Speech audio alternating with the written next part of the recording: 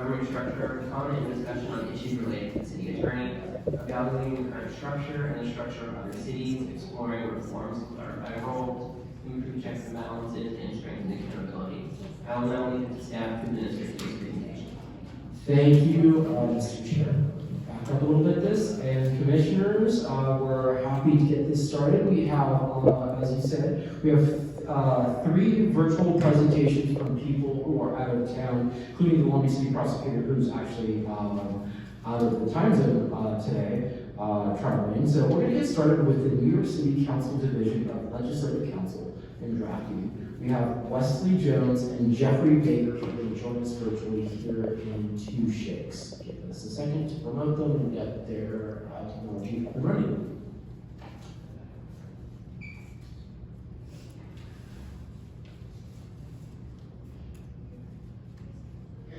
Okay, good afternoon, gentlemen. Can you hear us? We can hear you. Okay, we're gonna just situate our microphone correctly and turn up all the volume, and so hopefully the room can hear you. Okay, can you test your microphones again? Testing. Can you hear? I think that's gonna work. Yes, perfect. Thank you so much. Thank you. Should I share my screen slides? Absolutely.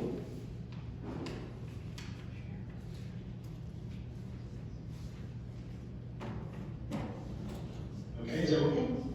Yes, we can see you. And the slideshow.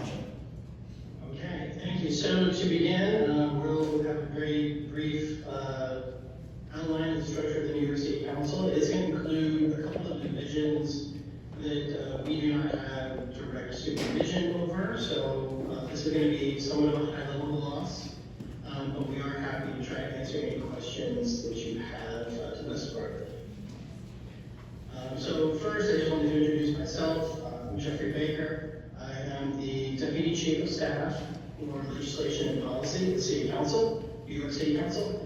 I've been at the Council for nearly 20 years now. I've spent the entirety of my career at the Council within the Legislative Division. I've served in pretty much every role that we have had at the Council for attorneys in the Legislative Division, working my way up to my current position. And then I'll turn it over to my colleague, Wes. Hello, my name is Wesley Jones. I'm a Deputy Director in the Legislative Division. I currently oversee the Legislative Counsel and Drafting Division within the Legislative Division. And I have worked for the City Council since 2013 with a stint at the New York City Law Department in their Legal Counsel Division. Okay. So the first thing we'll discuss is just generally speaking the government of the City of New York. The city has 2 major parts to it. We have the mayor's office, the executive, and we have the legislative branch, which is represented in most cases by the New York City Council. The structure of the New York City government is a creature of state law enactment. So there's a number of enactments that we have to conform to. The Charter of New York City was initially created by the state. The state occasionally will amend or update our charter. We do also internally have some charter-making authority, but the state retains that authority as well. And so the powers that the city has is highly dependent on state law. We are a home rule state, which means the state has generally granted some authority to local municipalities to control their own operations, but I think sort of a unique quirk to New York state law is that there are a number of outs that the state has constructed to allow it to continue to have policy-making authority over the city or over any city if it chooses to exercise that authority. So we find ourselves in the legislative body here very much constrained by state law enactments. As I said, the council is the legislative body of the state, the mayor is the executive. How we enact our laws, the mayor does have the veto authority. So we'll get into a little bit later how we approach passing legislation, but we do approach it generally as because we are partners with the executive in creating policy, including our local laws. We do seek their advice on every bill that we pass, because ultimately they're going to be the ones that are effectuating it. So it's good to have that on-the-ground experience informing our legislation. But that doesn't mean that we are always on the same page, and we will sometimes enact things that they disagree with. The mayor does have veto authority, and the council does have the power to override that. Again, we'll speak to that a little bit later. So the city council's responsibilities are to enact local laws. We also approve the city's budget. We approve land use applications and zoning changes. The council has general oversight of city agencies, and also individual council members act as a liaison between their local communities and city agencies. I'll get to that a little bit. So the last major reform of the city council happened in 1988. At that time, there was a superior, prior to that time, there was a superior legislative body that existed in New York City. And that body, which was found to be an unconstitutional violation of one person, one vote, it was ultimately deemed unconstitutional, and the city council became the only, for most purposes, legislative body in the city. At that time, the city council did gain the powers of land use applications. Prior to that, we did not have it. The council did, prior to that, have some local law ability, but the other legislative body of the city did also have some authority in that respect. So this, the current constitution of the New York City Council, it finally took effect in 1989, but it is a relatively recent development in New York City history. So now let's speak about the structure of the New York City Council. So our council has 51 members. That's in our charter. It establishes how many members we have. Each member represents approximately 172,000 persons. There is, obviously, as we're setting out our districts, there's some variation there. They're reapportioned every 10 years, and council members will run on the new districts when they are reapportioned. The terms of council members are 4-year terms. They are term limited after 2 consecutive terms. Term limits is also a relatively recent development in the city council. We did briefly experiment with raising it to 3 terms, but by referendum and popular election, that was reduced back down to 2 terms. A member who sits out one election cycle can run for council again and can serve another 2 consecutive terms. So it's not a lifetime ban on service of the council, it's just a ban on consecutive service of the council. From the members, the body will choose a speaker. The speaker is the leader of the body and will be responsible for setting the body's agenda and leading on negotiations, including land use and budget making powers, also setting the legislative agenda. Other leadership roles include majority and minority leaders. We do have, I think it's currently 6 Republicans out of the 51 members, the rest are Democrats.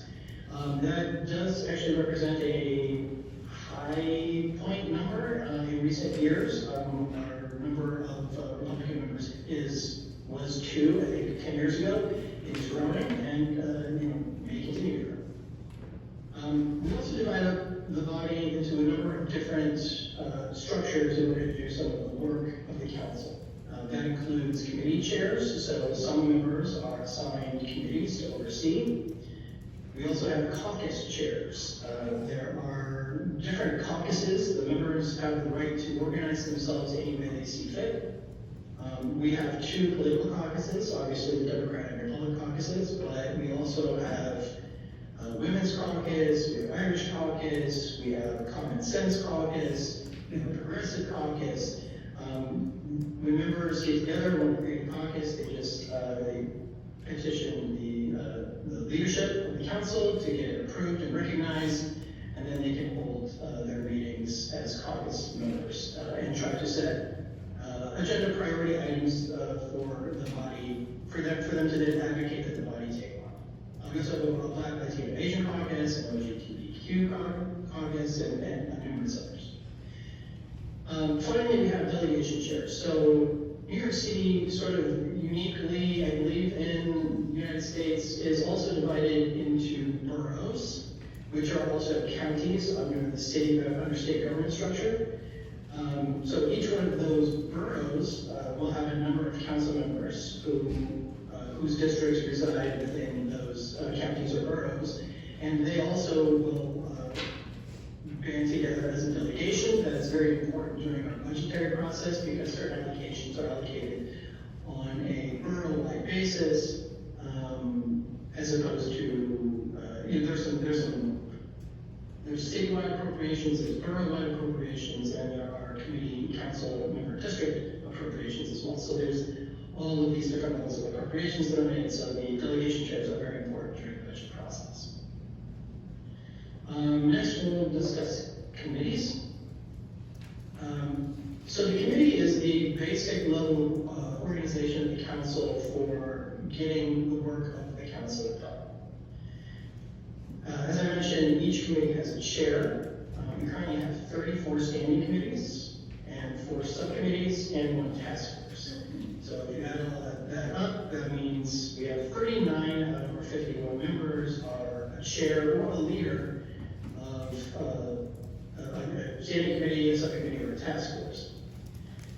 So items are assigned to those committees for work. That includes legislation, bills. When a bill is introduced, it will be assigned to a committee.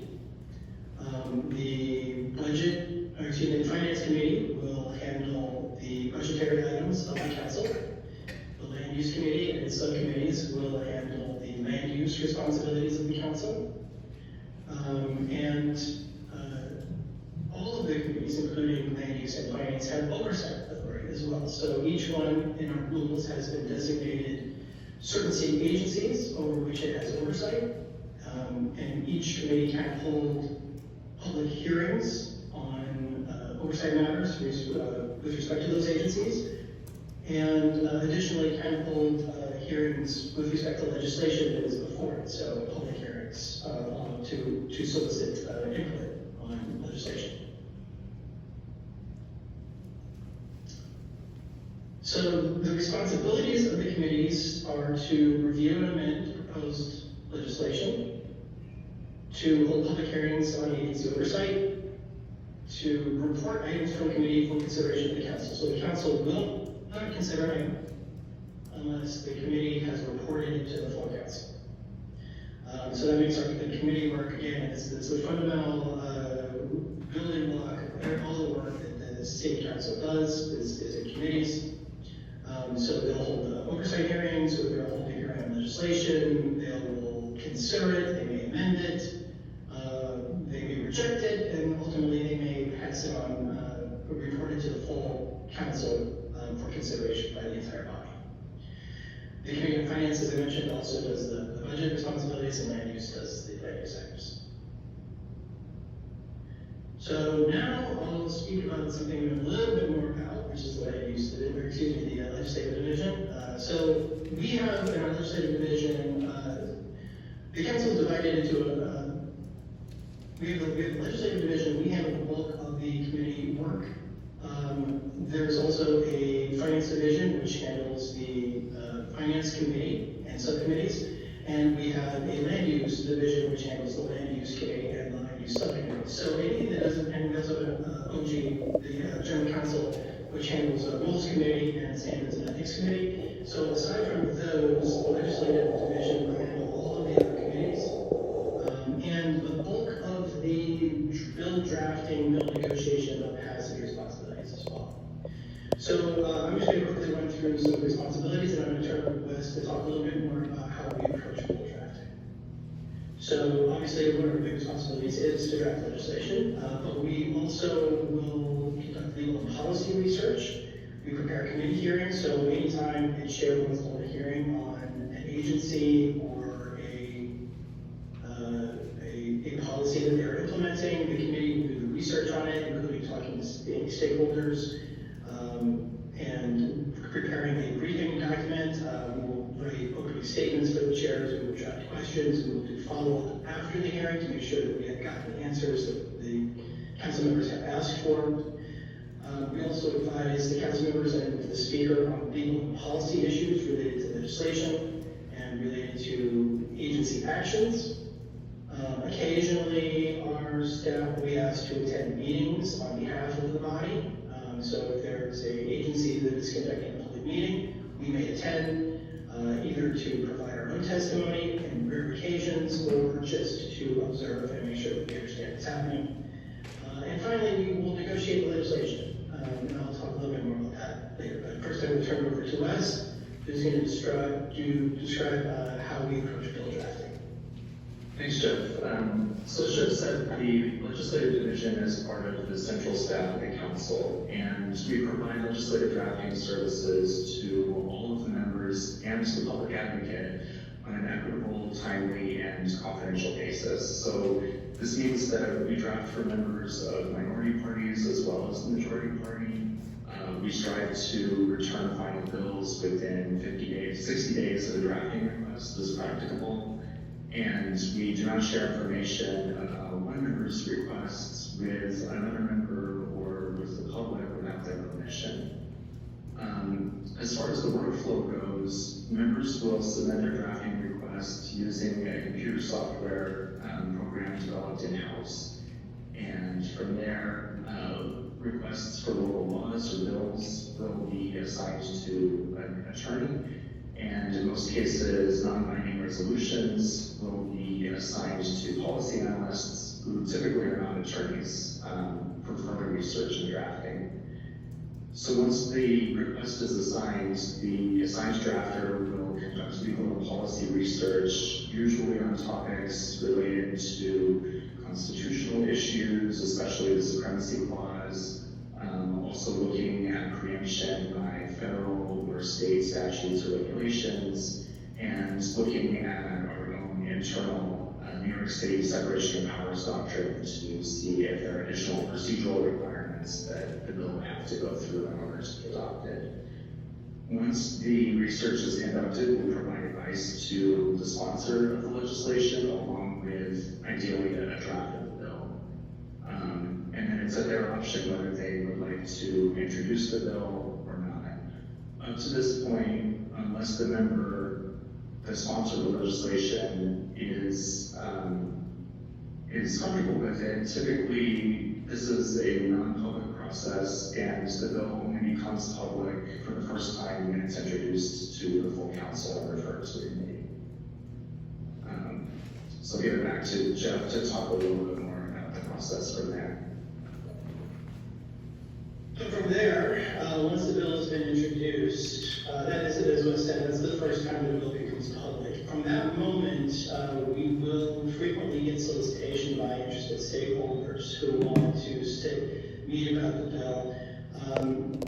As was described the process, since we don't engage with outside stakeholders prior to the bill being introduced, without the permission of the prime sponsor, we are often drafting in a vacuum. So we do have a lot of experience in our legislative drafting and legislative council and drafting division, but we don't obviously know everything. And so we're drafting in a bit of a vacuum. So this is the first time that we really have an opportunity to hear from the public and get some real world experience in our legislation. So it's a very important part of the process.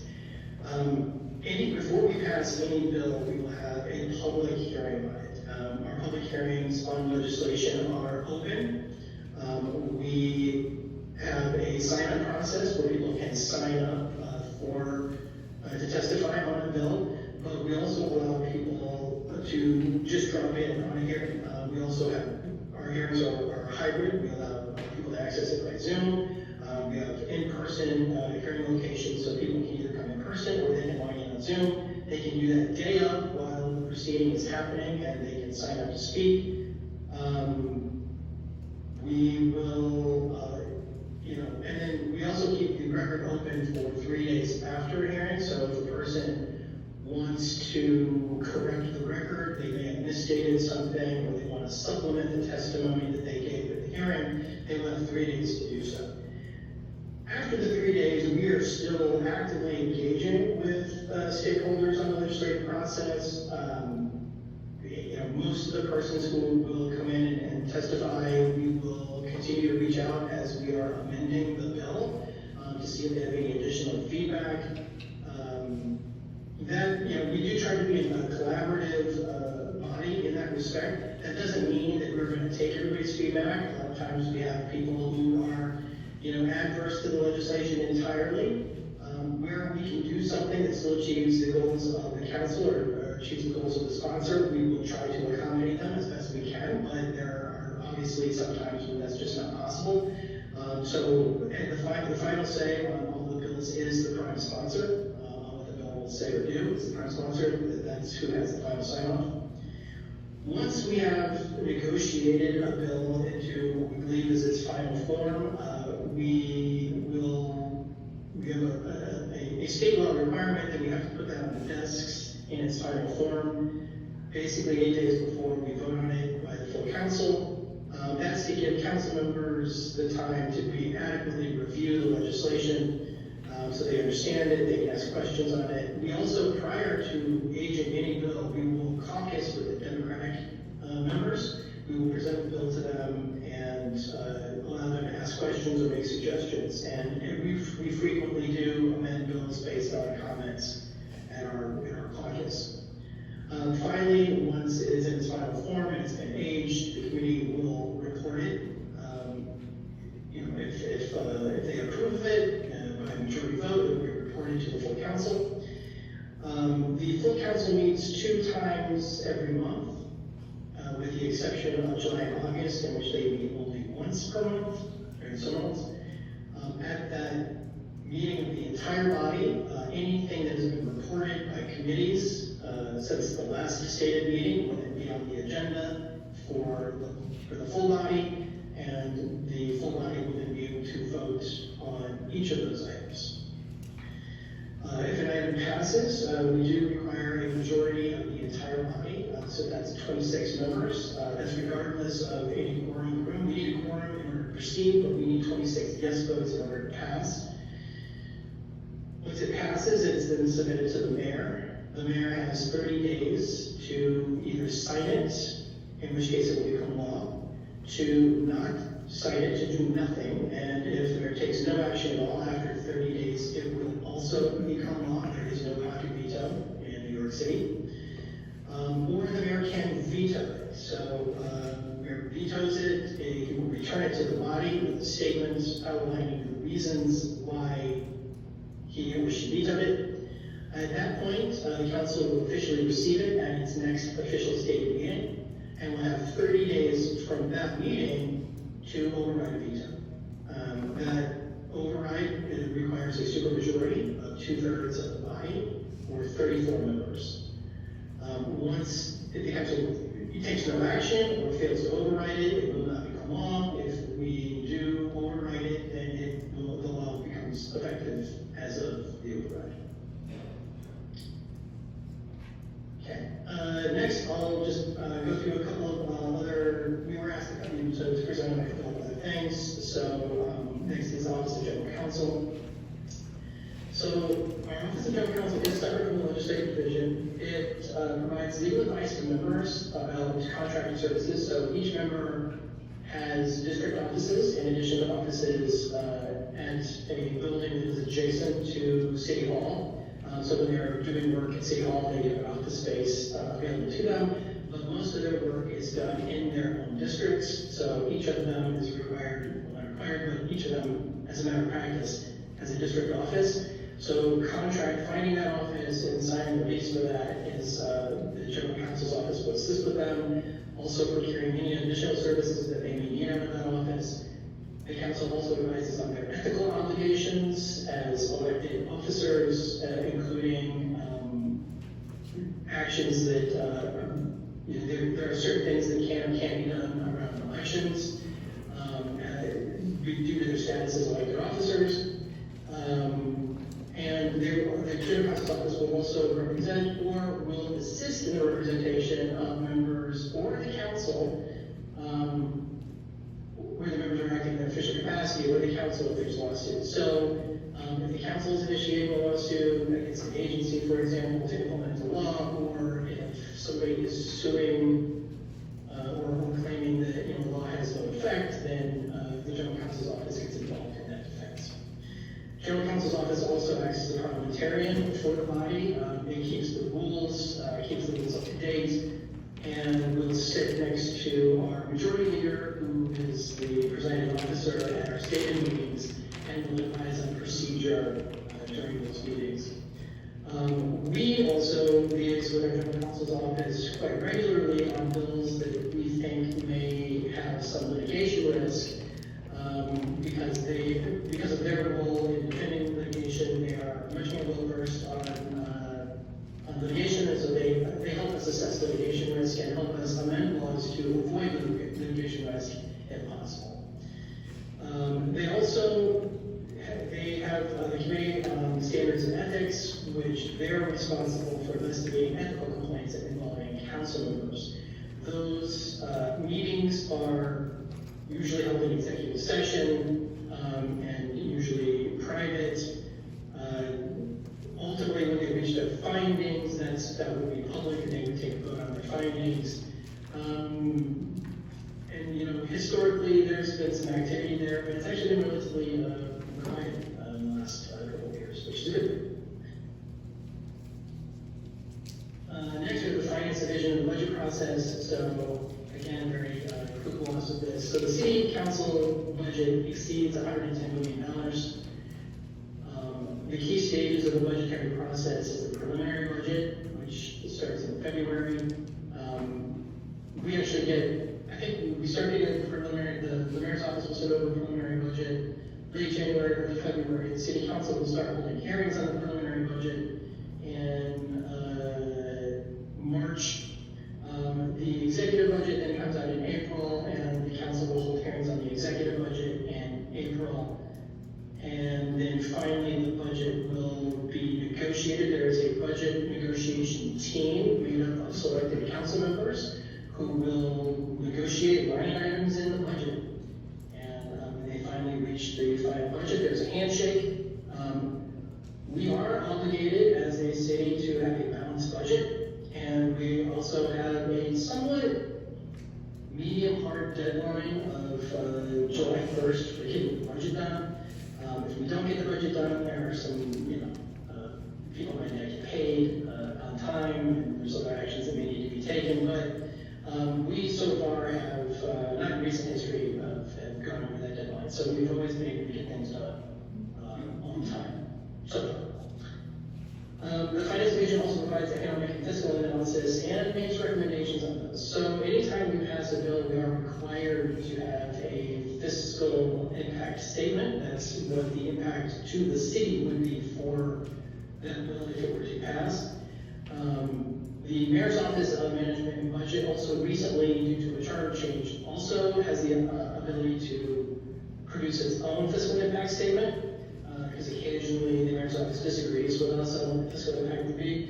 So every bill that we pass has to have at least one produced by the council, and possibly two, the second one being produced by the Mayor's Office, on the fiscal impact of what that legislation would be.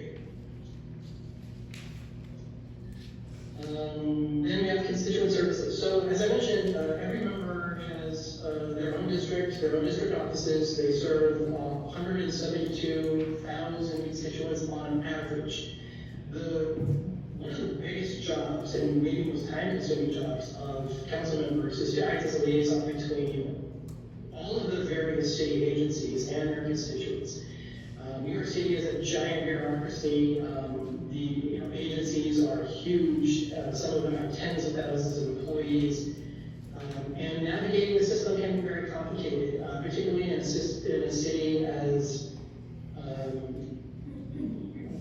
with a lot of different spoken languages, a lot of different cultures, a lot of migrants in the city. So the council members act within their communities as an ombudsperson for their constituents to try to help get them services where they are struggling. They also work with local organizations, their CPOs, to help people find housing and other benefits or to deal with other quality of life issues. And frequently, even outside of legislation, council members are advocating with agencies to get, park upgrades or a speed bump near a school, other infrastructure upgrades that are supposed to occur on a timely basis, just making sure that these things are happening. Having new trees installed along the street. So these are sort of the bread and butter of what a lot of council members do. So that's our presentation. That's the city council in a nutshell. And then we're open to answering any of your questions. Great, thank you so much for that presentation. We really appreciate how thorough you are with what city council looks like in the city of New York. We'll begin with a few questions, and the chair recognizes Commissioner Mack. Thank you for your presentation and overall just the rundown of New York City government infrastructure. I have a couple of questions. I'll start with one and kind of pass it over to my fellow commissioners. Wanted to check sound check. Can you hear us okay? Yes. Okay, perfect.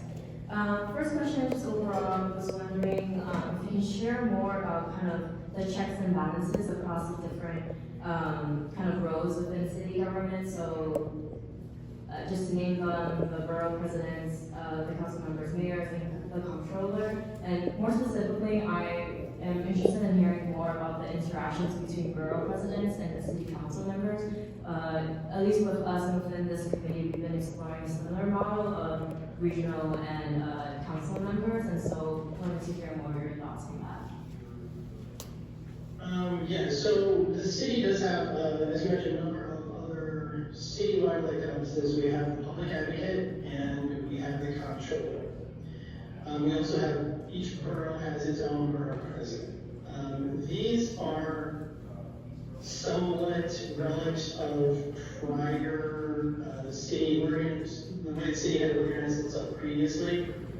So some of them have some residual power. The public advocate used to be a position that was, I believe, the president of the council. And eventually, when we did our charter change in 1989, it kind of split off into its own thing. And the speaker of the council became a new office and internal to the body itself, and not a separate elected official.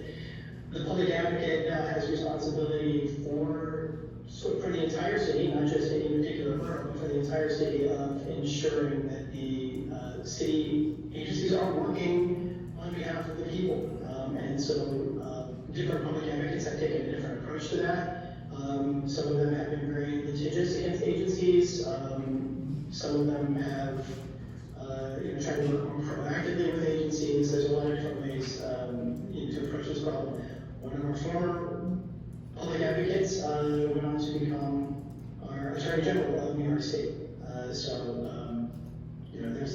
There's a lot of experience, and when we came here in the city, so there's a lot of experience that is in the public advocate's office, but the office itself is more of a, it doesn't have a lot of institutional power. It's supposed to try to hold agencies accountable. The borough presidents do have some regional power within their boroughs, but largely their role in the charter is around land use. They do have an advisory role during land use projects.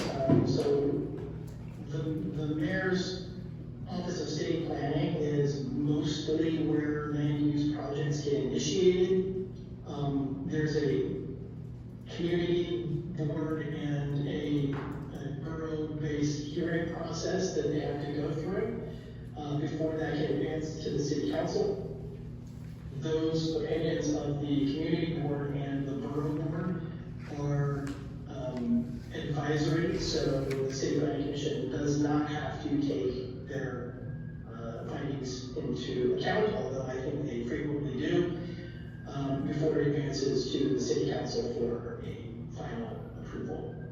The borough presidents are also responsible for handling the community boards, so they will appoint the members on each of the community boards. Again, those community boards do have a role in land use items, and advisory role in land use items, but they also, the community boards liaise with agencies. Many agencies are broken up into service districts, and those service districts will coincide with one or more community boards, and so they work directly with community boards in providing their services. Thank you. We are nearing time, so I'll keep my questions limited, and then we can go back to Commissioner Matt for round two. But just so that you're aware, we're here today particularly to talk about potential reforms to the city attorney's office.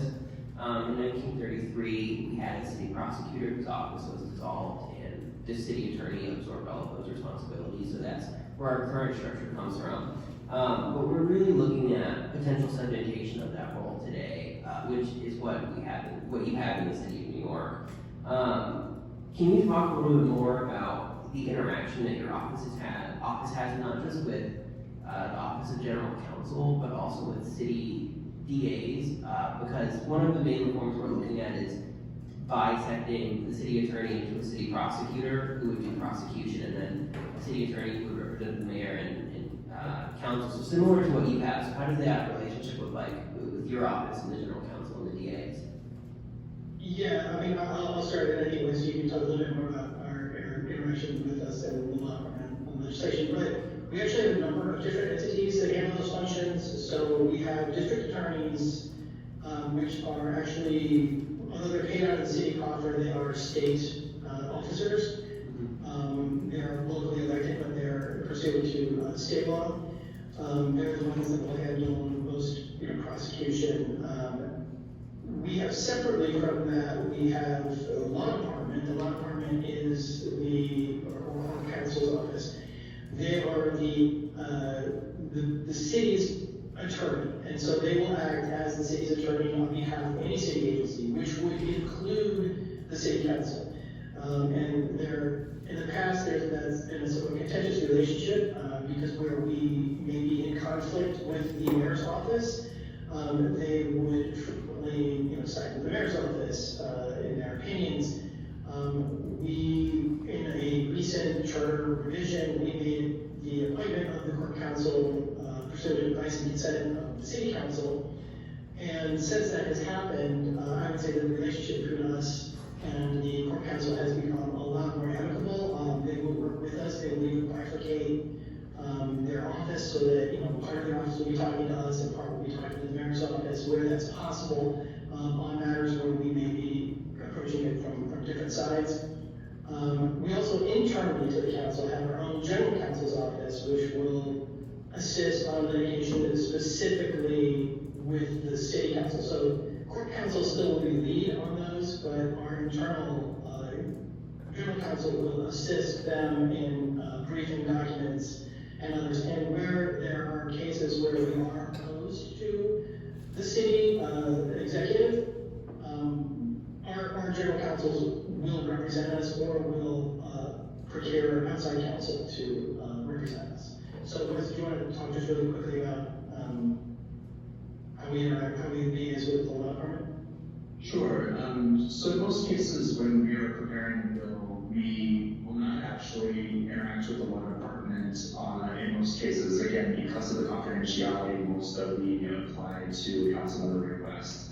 However, if the attorneys in our division think that there's a very thorny legal issue and it's a closed case and we would like an additional opinion, we may get permission from the sponsor of the legislation to reach out to the law department to discuss.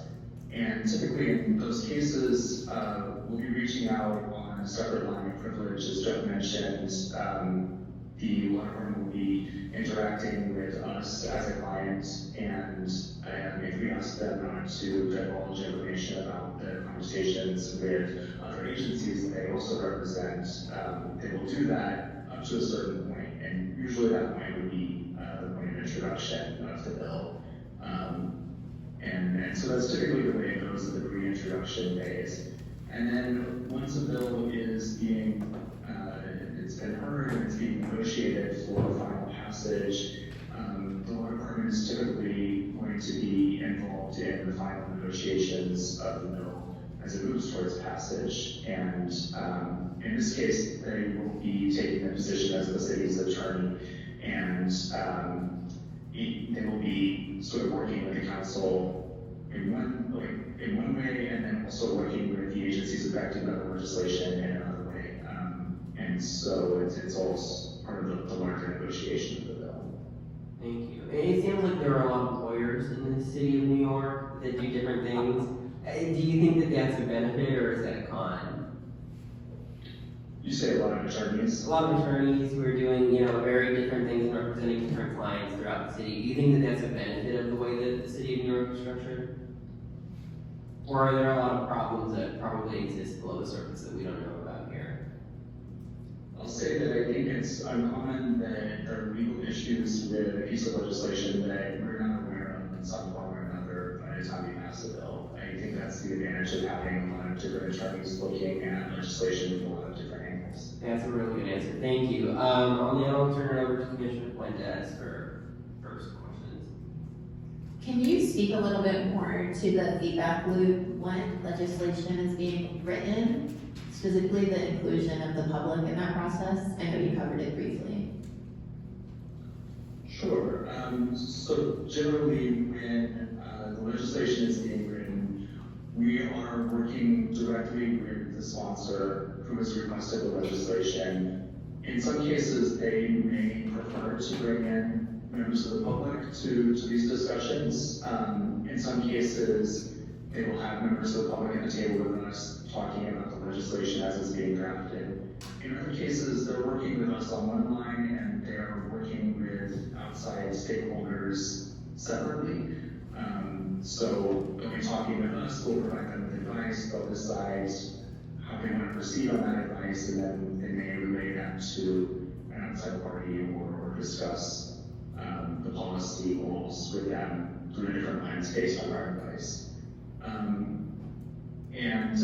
We, in addition, will also be working with other parts of the city council. So Jeff mentioned that there's a very robust committee structure in the council.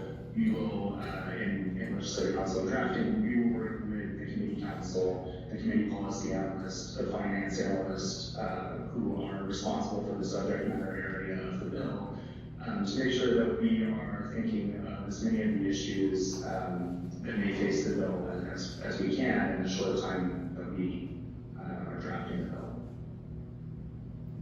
Thank you. And just to follow up, you had mentioned that council members will request help in writing legislation, but it doesn't always move forward. Sometimes based off of the writing, they won't move it forward in the process. How often does that happen? It happens often enough. I don't have a number in my head. We send bills out to members. They may come back to us and ask for amendments based on further conversations. That may happen the day after, the week after, the year after. And in some cases, we'll never hear about the bill again. I don't have a solid figure in my head. Maybe Jeff, do you keep those statistics? No, not exactly. I do think a lot of the conversation we have is around what the city's legislative authority is. As I started off the presentation, we have a lot of authority, but we don't have the same authority that the state does, and so we are constrained in many ways in what we are able to do. The council members are usually not themselves attorneys. They don't usually have an intimate understanding of what our legislative authority is, so they will make a request. It can be a quite reasonable policy request that as we go through the legislative research, we find we just don't have the authority to do, or not in the way they have requested.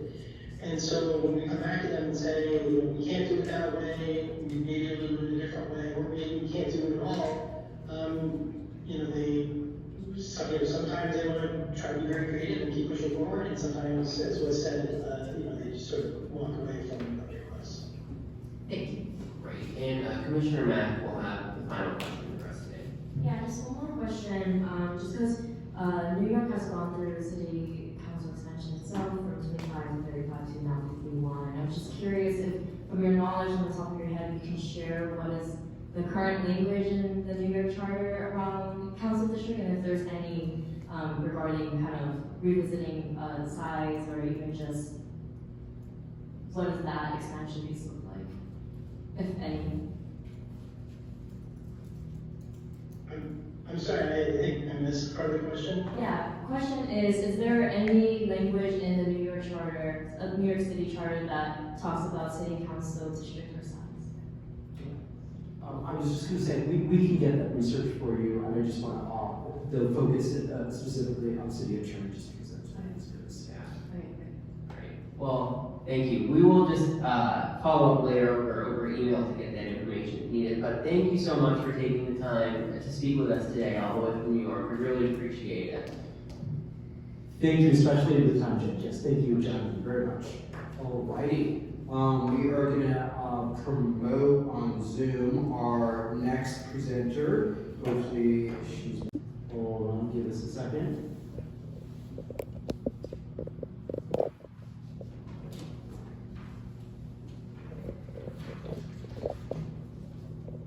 Justina, are you there? One second. Hello. Hello, Justina? Yeah. Okay. Nice to meet you. Well, Justin Ramirez here, say hello to Justina Rivera. Thank you for joining us, and thank you especially considering the time difference between our two hosts. But happy to let you kick off the presentation.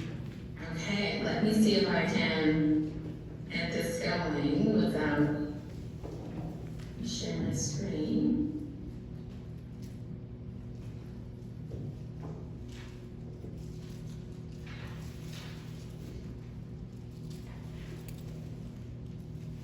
Okay, can you see my screen?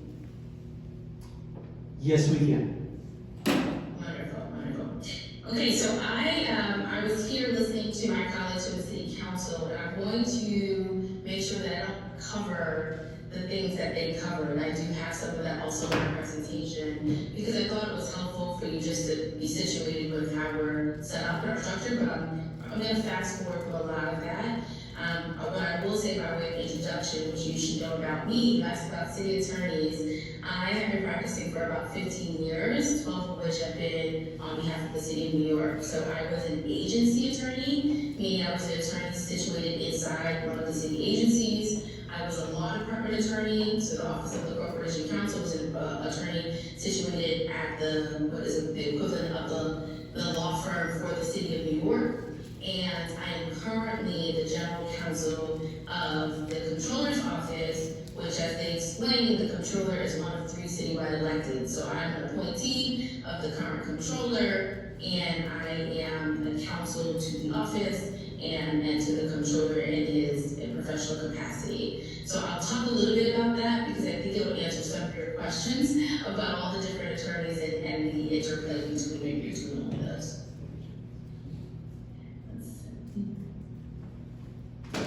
Okay, so I'm going to skip through this. We've already gone through the framework of the city. I just wanted to point out, though, unlike one of the things that you asked about was the public advocate's office and the Comptroller's office. One thing I want to point out about the public advocate, well, while the power is really to be one of a mouthpiece, the public advocate is next in line in succession.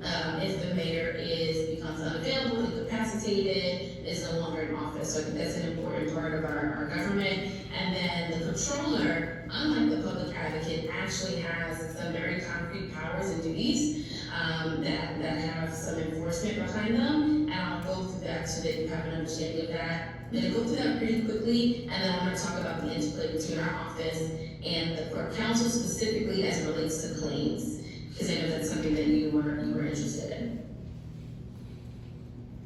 Just move through this so you have a copy of this, and you'll be able to keep this. Okay, so the controller is the city's chief fiscal officer, chief financial officer. The entire role is to be a check and balance on both the council and the mayor when it comes to the financial health of the city. So that power is derived from a combination of things, from the city charter, from our administrative code, and then we also have rules here in the city. There are additional powers that are conferred by state law, and it comes from, I mean, it's really what we should call a mosaic of laws, where the controller's powers are derived, and it's because it's such an old institution. What has happened over time, it's almost kind of like a Frankenstein type thing where they don't know, for example, we used to have a board of estimates. When the board of estimates evolved, then some of those powers went to the controller. So the powers are kind of situated all over, and I'll go through some of the core duties and powers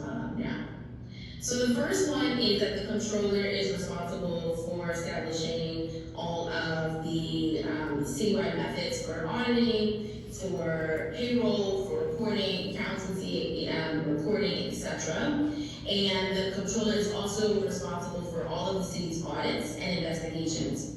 So a core power of the controller is that the controller has the authority to audit or investigate all matters relating to or affecting the city's finances. It is a very broad term. We have actually a whole we have a ton of case law about what that means, and it's pretty well settled that the controller, if it's something that is either related to or impacting the city the controller has the authority to conduct an investigation. Now that investigation or audit has the power for the controller to not only request books and records, but also to compel testimony.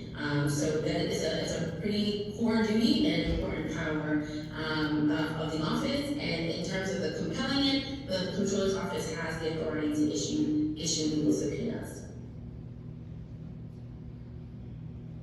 I'm going to skip this because my colleagues at the council talked a little bit about the budget, but I put the timeline here for your benefit if you have any additional questions. Also, I know some of my colleagues are going to come to a meeting, I believe next month or later this month to talk specifically about the budget and answer those specific questions. So another core duty of the controller is that the controller's office has to register all city contracts and agreements within 30 calendar days of being received here. And our role is not to second guess the mayoral administration or the council or whoever is doing the procurement as to whether or not the procurement is something that we agree upon, but we are looking specifically to see if the funds are sufficient, if the appropriate process has been exhausted, the required certifications are there, and if there's no corruption or any other, we have actually prescribed terms, but it's really looking for fraud or corruption in the process of procurement. So that is our role. We then, within the 30-day period, we have to register it. If we decide not to register it, we have to return the contract back to the mayor's office or the council or whomever is trying to do the procurement. And the mayor then has the authority, if he still wants to go forward with it, he can essentially deem it registered, and we have 10 days to register the contract. And that is really just means that we have to push a button, to make sure that the money and the funds are released in order for the procurement to go forward. Some additional duties that I will not go into detail, but they're kind of interesting. This office also has the power to establish prevailing wage and also enforce wage laws on city contracts and certain taxes and properties. We also are responsible for approving the terms and issuing city bonds. We manage the city cash flow, trust funds, and bond proceeds. We are also the trustee, investment advisor, and custodian of all of the pension fund and retirement assets. This is kind of unique to the city of New York. In most jurisdictions, this lies with the state and not with the city. but this is another part of our role. And I'm telling you all this because we have lawyers that help do all of this work. So let's talk about claims. So I'm gonna go through this and then I'm gonna open up so you can ask me any questions.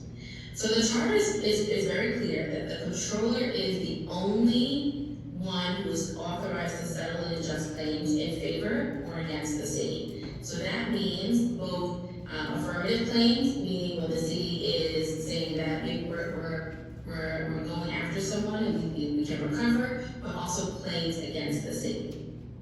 The way it works is for many claims, not most claims, some claims don't fall within this, but most claims there's a requirement that a notice of claim has to be filed within the statutory time frame. It's generally 90 days with some exceptions. Once that notice of claim is filed, then the controller's office, basically the ball's in our court. We review the claim. We often will take testimony, which is pursuant to state law. That's the Journal Municipal Law 50H. And then we will request documents. If we can settle the claim, then we will settle the claim. We'll also request documents from the agencies or whomever else. Let's say it's a police action, we'll ask the police, the NYPD for a copy of all their documents, if they have body cam footage, whatever they have, in order to review and analyze the claim and determine whether or not a settlement is appropriate. If the controller's office does not settle the claim, or if in the course of reviewing the claim, the party then decides to file in court, file a lawsuit, then it leaves our jurisdiction. Just want to point out, we pay out about $1.9 billion in claims for the last 2 fiscal years, 2024 and 2025. Before that, it was about $1.5 billion. The uptick is because we have recently settled some significant class actions that have been pending for 10 plus years. So this is the key piece about the city attorney, okay? So the charter makes it very, very clear, it's very explicit, that the corporation counsel is the attorney and counsel for the city and every single agency and has charge and conduct of all the law and business of the city and the agencies. So what that means is that the corporation counsel is the only entity that has the authority to make any legal decisions on behalf of the city.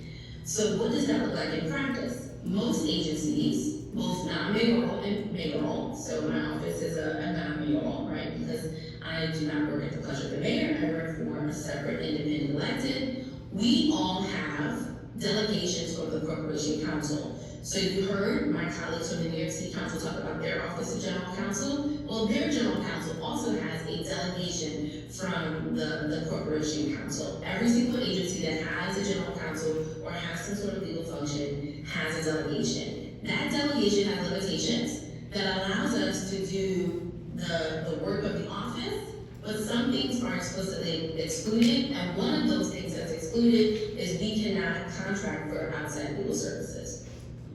We can't procure, other lawyers. We cannot sign off, for example, on an amicus brief without the corporation counsel's approval. These are things that only can be done by the corporation counsel and their respective agencies. Now, the question was raised previously, and I actually have a note here. The district attorneys are not a part of the corporation counsel.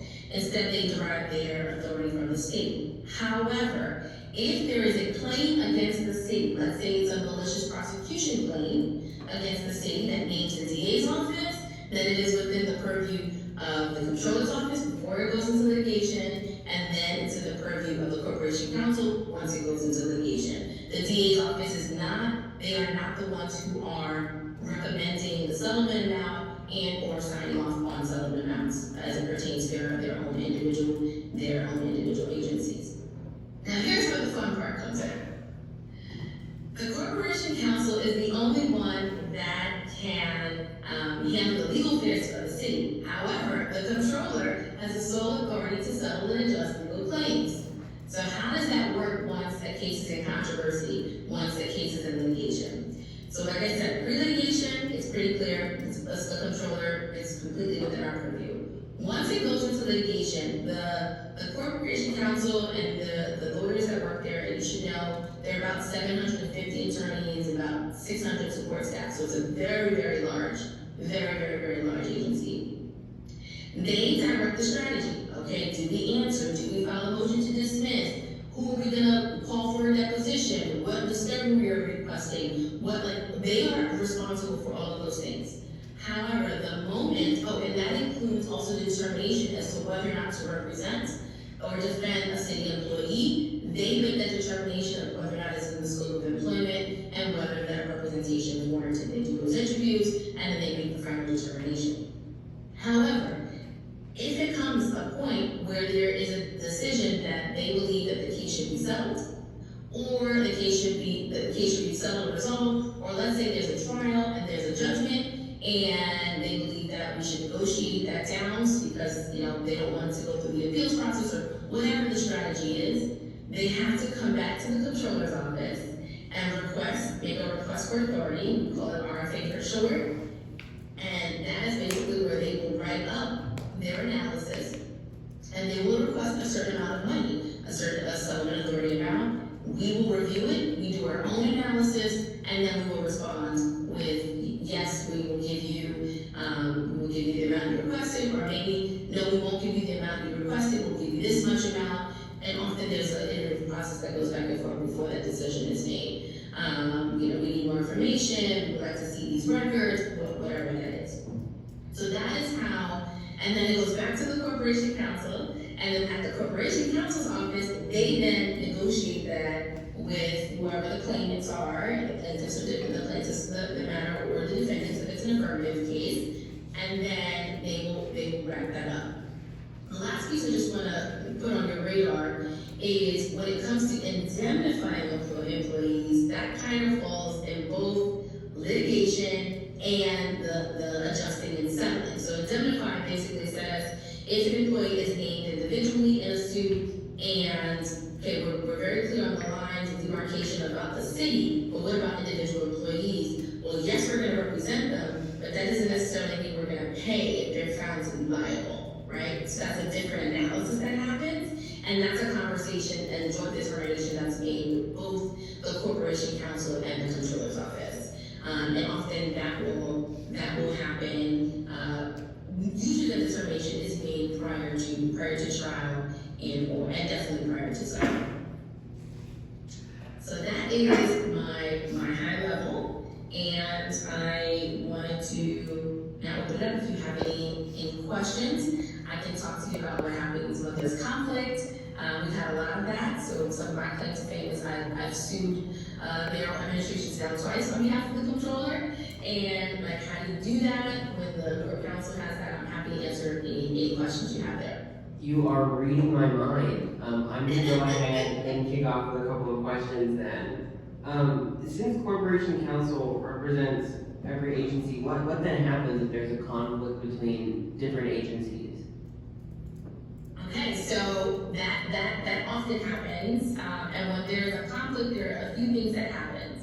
So the first thing is that the Corporation Counsel will have to decide whether or not they can create essentially a wall where two different parts of the office can represent both sides of the V. But if it's truly if it's just a conflict where we're disagreeing, it's one thing. But if it's in litigation, that is very unlikely to happen. So what will happen is that we will get a waiver from the law department that says that we can retain our own counsel. We can either represent our agency as the general counsel, or we can retain our own counsel. Or the third option is we actually have a panel. The law department has a panel. They have a bench of attorneys who all they are conflict counsel. When you have two agencies that have conflicts, and then it's a bench of folks that you can already reach out to, the procurement is already done, and then you can use them. So we had a case like that, so we had to determine, like I said, we do wage enforcement and determine wages. We had to figure out the wages for ferry workers, and it was a very difficult and contentious matter, and we were opposed to the Mayor's Office of Labor Relations. And the ferry workers end up suing, and they sued both the Comptroller's office and the Office of Labor Relations, but because we had different positions, the counsel represented the Office of Labor Relations, and then I got outside counsel to represent the Comptroller's office. That's helpful, thank you. And as a follow-up, so are there any conflicts about giving advice to your different clients? My question is specifically pertaining to your office is advising an agency one thing, but such advice might interact with another agency or another entity in the city. How do you deal with conflicts that might arise in that way? So pre-litigation in terms of like legal advice, is that handled then by general counsels or is it your office directly that do that? So even though we handle the settlement and claims, because it's so ingrained in both the charter, but just in the way we do things, everyone takes the position that the corporation counsel is the only one that can give legal advice. So even when constituents are coming to us and it's like, what's legal advice, we refer them back there. That doesn't mean we don't have our own opinions, but it's kind of like we work it out internally amongst ourselves if we disagree, but we're not going as we're one city. It's like one big dysfunctional family. You have to constantly think like that when you're a city lawyer, right? Who is my client? And if you're a non-mayoral, it's easy to think, well, my client is the controller in the controller's office, but my client is also the city of New York. So I'm constantly thinking I both represent the city of New York and also the office. And when there's a tension there, you have to figure out whether it's a true conflict. So I'll give you an example of a true conflict. A true conflict was during COVID. The mayor decided that he was going to basically activate his emergency powers and get rid of all of the procurement rules during COVID, right? And in the beginning that made sense, but 2-3 years in, okay, you can't keep doing an end run around the procurement rules, right? So there was a true conflict there. And in that conflict, we knew, okay, we're gonna have to sue the mayor and sue the city. So we wrote to the court counsel and we said, hey, we have a true conflict. And guess what? The court counsel wrote back and says, absolutely you do, go ahead and get your own counsel. I mean, it's a crazy system because the court counsel has to give you permission to sue the mayor, and actually essentially sue them, but it has worked. I have not seen it not work yet. You heard earlier, the city council, once every couple of years also sues the mayor's office, and it works. Thank you. I'll turn it over to my other commissioners now. Commissioner Fuentes, would you like to start? Yeah, just to go back to the wage theft piece. So in terms of enforcing that, how can you expand on the authority functions in practice and how to initiate investigations? Is that independent or do you all rely on a different agency for that? So again, remember we get our powers from all over the place. I'll go back a little bit, but that power is actually derived from state law. So we receive that from the state, where we get to set the prevailing wage rate for public construction buildings and building service contracts, and then we can enforce them. So we actually have, so my office is actually considered a smaller office. We have about 700 employees, and we have in all, I want to say, under legal, we have about 150 people, some of which are in what we call our Bureau of Labor Law. They do that work. So we have investigators, we have attorneys, so the investigators go out, they get the complaints, and then we have attorneys who do that work. They actually appear before our Office of Administrative Hearings and Trials, so it's not it doesn't start in court, it's like hearing first, we negotiate, and then we go to court. So yes, that is a whole group of people who do that enforcement work, and I'm happy to put you in contact because it's very, very detailed, it's very nitty-gritty, but happy to make that connection for you. And just so you know, the claims piece, it's like a small insurance company, right? It feels like we run a small insurance company. We have claims examiners, we have attorneys, we have people who are assets coming in, we have a big fleet, so in Europe we have no fault law, so we have a ton of motor vehicle claims that come in, and these people, all they do is they review these claims, and then they work with attorneys then to negotiate if it comes to that. Just as a quick follow-up, do you feel that it's been effective in actually decreasing wage theft within the city? It has what been effective? This process. That effective is an interesting word. I think that there are, as with anything, there are ways for places for improvement and places where I think it works. I think having a check and balance so that the mayor doesn't have a blank checkbook when it comes to the city's finances or whoever the city attorney is really, really, really important.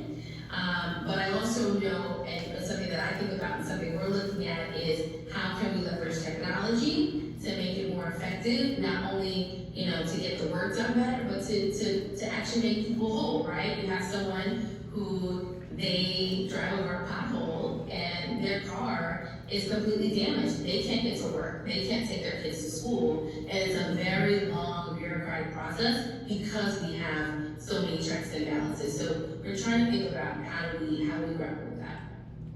Thank you. Great, and then I'll turn it over to Commissioner Mack to wrap us up.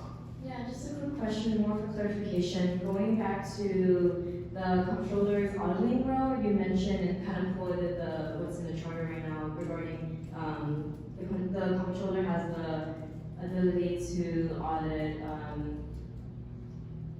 all matters relating to or affecting the city's finances. Wanted to just clarify, does that also mean auditing elected officials, and has that happened in the past? If your answer is yes. Yes, so they're actually two separate powers. So the Comptroller is required to audit every single agency once every 4 years, so once a term, because we have 4-year terms, and that includes the DA's offices and the borough president's offices. So we do audit them. The most recent DA's office one was about language access, right? What do they? Because these are both fiscal audits and performance board audits. So the DA's one was what is the language access do they have for their forms and the different constituent services for people who go there. And all of that is public. We're very big on transparency. It's all on our website. You can go right now, you can pick an agency and you can see all of the audits and reports. The investigatory powers though, that is discretionary. There's not a requirement that we conduct investigations, but that allows us to be able to do something outside of the audit process, because I don't know how familiar with audits, but there are some strict GAGIS requirements, and even non-GAGIS audits, they take a lot more time. The investigations allow you to really be able to, one, to do rapid response, but to investigate things that don't necessarily fall in the cycle. So a great example of that is we wanted to investigate New York City's hurricane responses. Because we're having obviously climate change, we're having significant rainfall. We know what the city's plan was, but we're trying to figure out, okay, well, we had an event here about a year ago. Where's the city compared to what they said they were going to do? So that was an investigation as opposed to an audit. Thank you. Great. Well, that will conclude this presentation. Thank you again so much for joining us all the way from New York. We really appreciate it. All right, thank you. Take care, be well. Thank you so much. All right, we're going to get our next presenter promoted via Zoom. Stand by with us. You're in your end of your second term as city prosecutor, or is this your third term? Time flies, Justin. Actually, my fourth term. Fourth term, it does fly for us all. So excited to have you present today to our commission. I think we got your slides. I don't know if you want to share them or if you just want to talk. Well, I sent just a 2-page PowerPoint. You can either put it up on the screen, or you can just share it with the panelists. I'm happy to verbally discuss what's in them. Sure, give us 2 seconds. We'll share it on the screen. 1 second. Let us grab it right now. It will, if we share the screen. Actually, it's probably easier. Just walk us through it, and it's already on our website. And I think we'll get more copies as well. But go ahead. Sure. Well, very quickly, the first PowerPoint page was simply a quick summation of the cities and how they handle criminal prosecutions. And just to, by the way, for those of you who don't know me, I'm the elected city prosecutor in the city of Long Beach. I've been the city prosecutor now, and in my 4th term. But I've also been a contract city attorney. I was a partner at the law firm Alshire & Weiner, so I know the city attorney to a lesser extent. And in California, we have 58 elected district attorneys who have complete prosecutorial power throughout the state, and there are only some exceptions. There are only 14 cities that have their own authority to prosecute adult misdemeanors. The first slide was a listing of those 14, including the city of Los Angeles, which has an elected city attorney and only one legal department, which does both criminal prosecution of adult misdemeanors and also handles civil cases. Long Beach is the only city that has two separately elected departments. So I am the elected city prosecutor. Another person named Don McIntosh is the elected city attorney. In Long Beach, we are entirely separated, different departments. Neither one of us has any control or oversight over the other. And I mentioned the rest of the cities. I don't know if you can see it yet or not, but most of these are cities in LA County: Burbank, Hawthorne, Hermosa Beach, Inglewood, Pasadena, Redondo Beach, Santa Monica, Torrance. Those are all cities that have the ability to prosecute their own cases. It's unusual for a city to be able to prosecute their own. LA, of course, is the largest city. And I did list, I don't know if you can see it, but I did list which cities have attorneys that are elected and which ones are appointed. Before we go to the next slide, can everybody see that slide, or do you have any questions about it? We're not showing it on the screen, but we've got some copies, and I think people are looking at it on their computers. We can see it up on the dais, so that's all. Yeah, squared away. Great. As long as the panelists can see it for now, of course, I will be making it available to everyone, Justin. So, very, very quickly, the second page is just a list of potential pros and cons to the Long Beach model, which is a separate city attorney and city prosecutor. I want to preface everything that I say with the following. These are largely situational. These are my opinion based largely on the only separated city that exists in California, which is Long Beach. So these are not necessarily going to be pros and cons in a smaller city or in a larger city. These are only things that I've seen in my role as a city prosecutor. And I'm going to be as blunt and as open as possible to share my thoughts on this. So under what I would call a pro, a favorable reason to have separate departments, the first one is it does reduce accusations of prosecuting for a civil advantage. I'll give you just a couple examples that come up with some frequency. There can be a blighted property in the city that the city is looking to purchase and to convert to some other use or to tear down entirely. And so the city attorney is engaged in an eminent domain action to take that property, pay fair market value. But at the same time, a case is referred to the prosecutor's office to prosecute for some type of violation of the law. Someone may accuse my department of conspiring with the city attorney's department to drive the price down. And I can obviously say I have no idea what's going on with that. I'm not involved with any type of procuring property, and it's truthful. I have no role whatsoever. I don't know what the city attorney's office is doing. They don't know what I'm doing. So that's just one example where I think it's a benefit. Another one that comes up frequently is when there is civil litigation. An example could be a police officer is accused of doing something wrong. I may be prosecuting a case, that exact same incident, and someone might be accusing me of prosecuting that case in order to try to defend the city from some type of civil liability. I don't have any role in civil liability. It's not my job. I know nothing about the civil case, and I can tell them that. So the first thing I mentioned is it definitely reduces the appearance of or the accusation of prosecuting for civil advantage. And a smaller city, obviously, that's going to be a much larger problem than a large city like Los Angeles, where you really do have separate and distinct departments. The second thing is it allows me to focus on prosecutions. I'm the elected head of the office. I dictate the prosecutorial policies within the office. I don't have to worry about what is happening when it comes to legal advice to departments or attending city council meetings to give advice to the city council. I don't give legal advice to the city council. That's the city attorney's job. I'm going to focus on criminal prosecutions. The third bullet I put on here is I can also focus on alternatives to prosecution. I don't know if you've studied this at all, but prosecutorial discretion is extremely powerful, and it gives prosecutors the ability to not prosecute, to allow alternatives such as pre-filing diversion, deferred entry of judgment, other types of basically settlements of cases that result in people being treated differently from the traditional criminal justice system. Our office, for example, created the first, that I know of, the first jobs-based diversion program in the country. We were the first to launch law enforcement assisted diversion, which is a police and prosecutor pre-booking diversion program. And those are things that happen, I think, largely because we have the ability to focus in that area.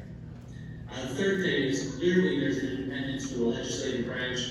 I am not the advisor to the legislative branch, and there's no appearance that I am. So I have no role. I don't even go to city council meetings. So I'm not involved in any way with the legislative branch. And the public may be concerned that I'm doing something on behalf of some council member. Well, I really don't have any role with council members. So separation allows that role to be separated from the person who's actually giving legal advice to the city council. A couple quick cons. These are things that I think are pretty obvious. There's going to be a possible redundancy in costs and efficiency. I think it can be inefficient to have two separate offices. Obviously, I have staff. We have two elected heads of office for one. So you have two people that are each elected that are separate, and that creates an inefficiency rather than having one office with one chief of staff, one payroll analyst, or fewer staff.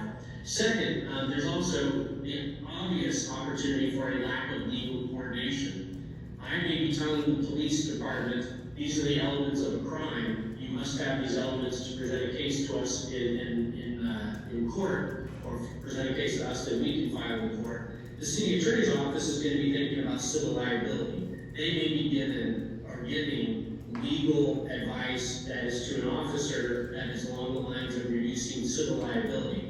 I'm focused on the elements of the case, they may be focused on civil liability. So having one department would potentially allow you to eliminate that duplication and assist in legal coordination. And then finally, there could be adverse legal opinions given by the city attorney and the city prosecutor. I'll give you a very quick example. Before I was elected, when medical marijuana dispensaries were brand new and the state law was changing quickly, there was a disagreement. The city attorney had an opinion about what the city could do to license operators who would then open medical marijuana dispensaries, and the city prosecutor at the time said you cannot license medical marijuana dispensaries because marijuana is illegal under federal law. And so you had two very conflicting opinions on the very same thing, one given by the city prosecutor and the other by the city attorney, and that can happen when you have separate departments as well. So I've given you a very quick summation, and I did that intentionally because I want to give you plenty of time to ask questions about the Long Beach model or about any of the other models that you are considering. Great, thank you. I'll let one of my fellow commissioners start with questions. Would you like to go first, Commissioner White? Oh, perfect. What mechanisms would you say exist to ensure accountability for your office's decisions while preserving prosecutorial independence? And this is the first part of that question. Could you please repeat? Yeah. What mechanisms exist to ensure accountability for your office? Mechanisms for accountability? Yes. Well, we are separate from the council, so if you mean accountability as far as keeping track of trainings and making sure that attorneys are qualified when they're hired, if you mean that sort of thing, our departments are separate, so their hiring process is going to be separate from my hiring process. They might get a great candidate for they'll be a great prosecutor, but I won't know about it because it's an entirely separate recruitment process.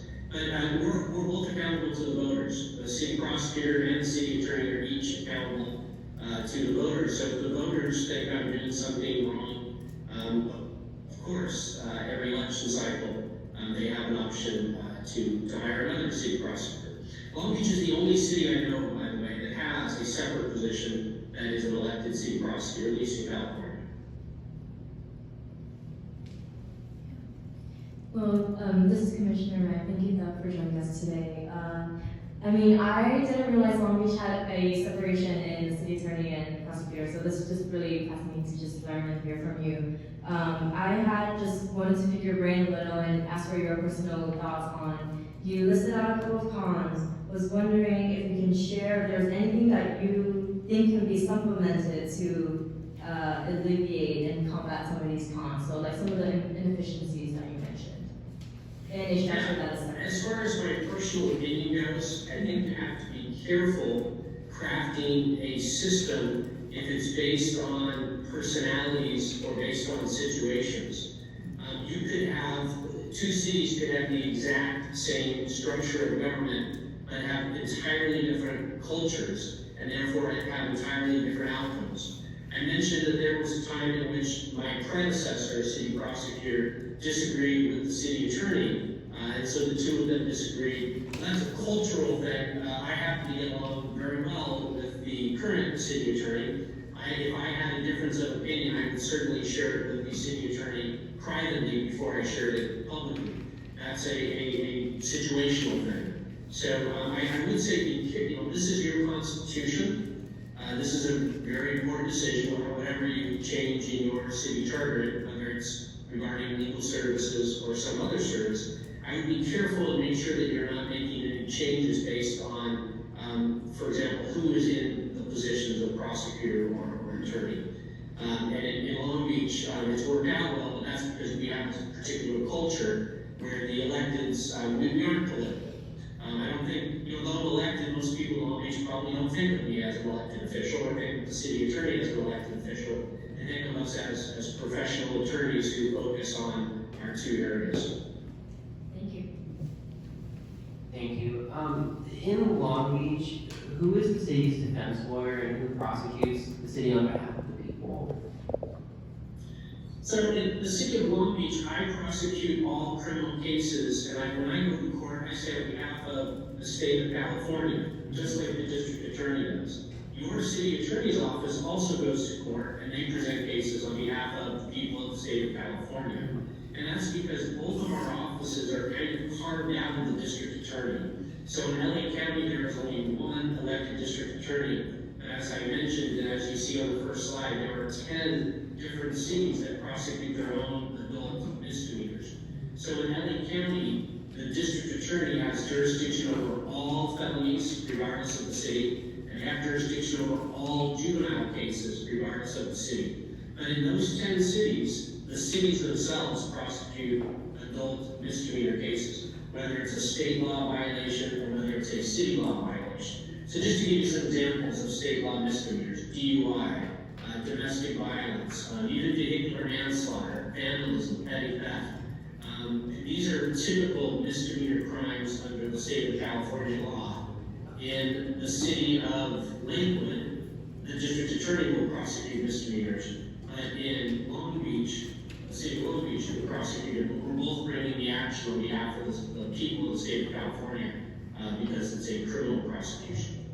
Thanks. I'm thinking of a situation, in LA at least, where the city attorney defends the city and it prosecutes on behalf of the people of the state of California. In particular, like when giving advice to LAPD, there could be potential conflicts in that case. So I guess for Long Beach in particular, because you have separate city prosecutor and city attorney, does that mean that when the city is sued, like when LAPD is sued, you're not the defense, it's the city attorney who would be the defense in that case, or their office? That's correct. In Long Beach, the Long Beach city attorney would represent the Long Beach Police Department in a civil action. I may be prosecuting a case that arises out of the exact same exchange. My case is entirely separate. Mine's a criminal case against the defendant. Separately, the city attorney would handle something that might be a civil case against the city. Great. Yeah, so in the city of LA, since those two roles are housed within the same, office, do you see any potential, in your personal opinion, obviously, do you see any potential conflicts that could arise?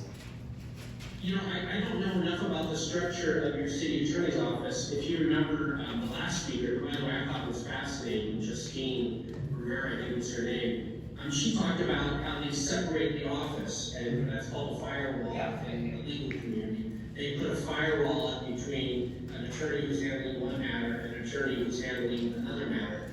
So in in the city of LA, you have such a big law department, they may be able to create a firewall that separates the attorneys handling civil defense from the attorneys who are handling the criminal prosecution.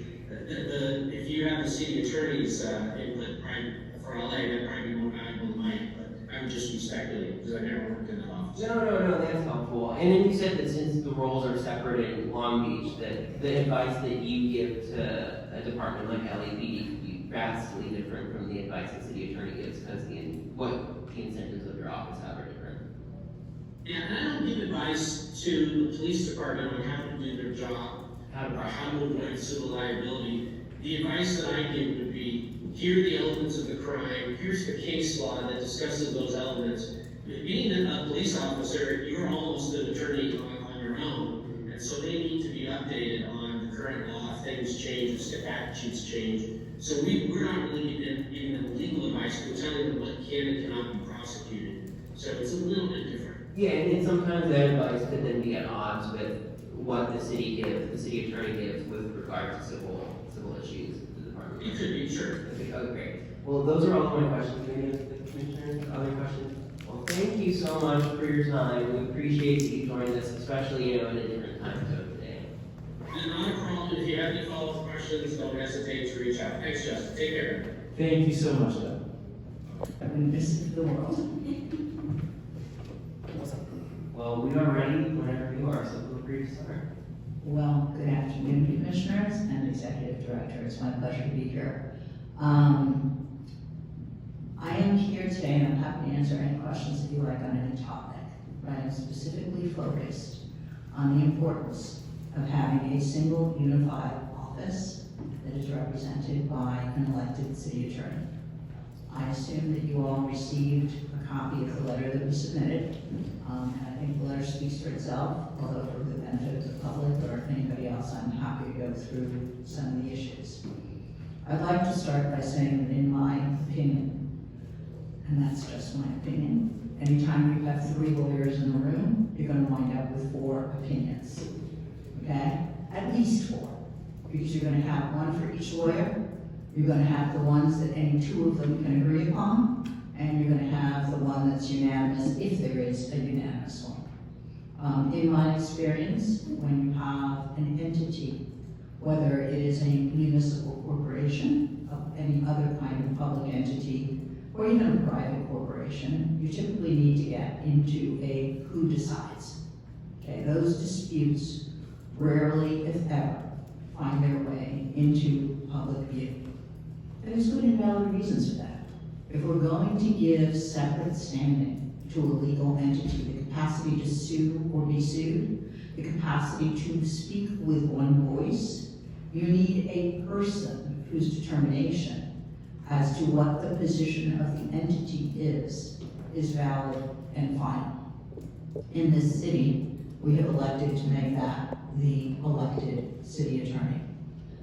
Only the elected city attorney ultimately has the responsibility to report back to the voters. Only the elected city attorney can be replaced by a popular vote.